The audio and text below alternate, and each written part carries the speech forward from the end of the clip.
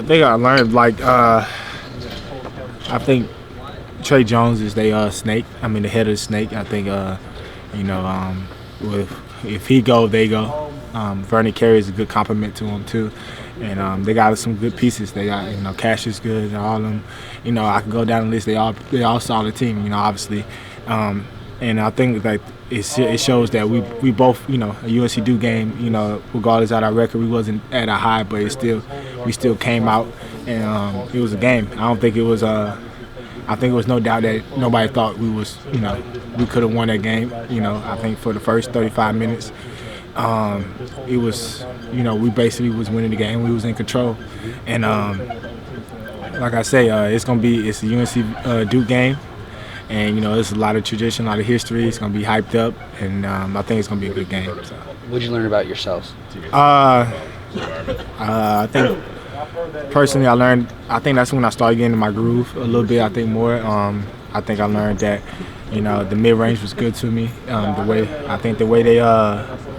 The way they play defense can kind of play in my favor, kind of help out in my favor because I think they down and switch screens and stuff like that. So, we just got to be, I just got to be locked in mentally. Got to just lose myself in the game, try not to get too high, not try to get too low, and just play my game and don't worry about it. You've hit a couple threes in a few games now, and you were not doing that in the past. Is that something where coach or somebody told you just take one step back, or do you focus on that in practice, or?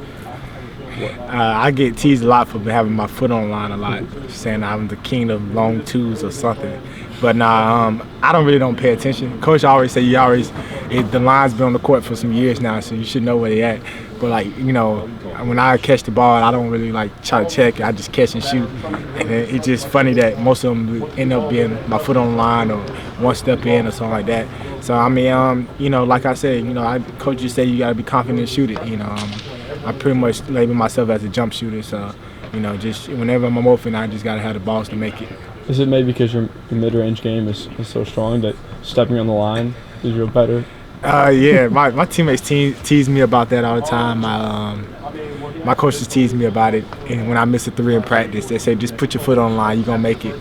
But it's like I said, I don't think none of it. Nobody cares if it doesn't go in. So if it does go in, that's when people tend to care about it. But if it doesn't go in, then who cares? But at the end of the day, 2 or 3, we'll take it. Cole talked about Cameron having soft rims, as he's heard from his dad. Have you heard anything like that? You excited about playing Cameron for that reason? I'm excited to play there. I heard you hear all these stories you see on the TV for years on how the little fans do all this stuff. I would just expect that they have a great environment. I hope the rims are soft and nice. Hope I make some couple shots in there, but I just hope it's soft and nice for us for the right reason. But I'm looking forward to it. The environment is going to be great. The game is going to be hyped up, so I'm looking forward to it. You guys have had to play small a couple of games with either Garrison out or Armando out. Yeah. How have you guys learned to play that way, and how do you think it makes you better? I think the key to that was is Leaky. He's the most versatile player on our team. He can play 1 through 4, even 5 if we have to. Just it helps out. Justin, playing the 4 too, and like Coach said, we gotta, whatever. You never know what happened. I think with Garrison and Armando being out for one of the games, you just gotta adjust. Like you said, North Carolina's still gonna play. So it was tough, because usually that's not our traditional position, but we just had to do what we got to do. And I think past game Leaky was playing the 4 a little bit, so we just had to do what we had to do. But at the end of the day, it's the same concept. CK, new tattoo, is that basketball related? What was the motivation behind that one? I guess you could say it's a little bit of both. I think it's something I live by. I've been through a lot of adversity through my life and my basketball career. And I think, I always told myself I'm going to get tattoos, I'm going to get something that means something, not just like pointless tattoos. So, I think persevere through adversity is just, you could look at it from a different perspective. You could just look at it from just this season, how, I've been, I wasn't playing great at all, and now I just turned my season around. And I think one of my AAU coach brought up my statistics, how I was shooting maybe 15% or whatever, and now I'm shooting like 30 maybe, and I was shooting like 20, 30 from the field, and now I'm shooting. So I mean that just, I get praise to my coaches and to my teammates because like they still believed in me. They still kept me out there even though I wasn't really giving them nothing. So I'm just thankful for them, and I'm glad that the coaching staff that believes in me.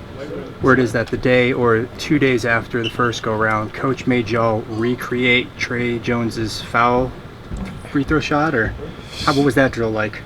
I don't know. I was after that. I don't know. I was just so traumatized by it. But he said like he been about box out and rebounding, and he said you got to box out every time.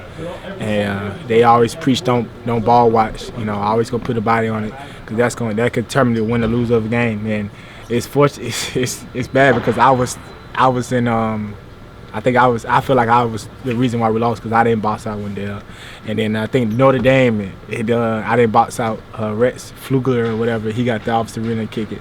So, I mean, now it's like second nation to me. I just try to go look for a box out no matter who it is. But I knew it's surprising. I thought he was going to get on me about it. But, he just looked at it was different possibles or why we could have, different mistakes we made throughout the game. So he was cool. Cole said that nobody could recreate that.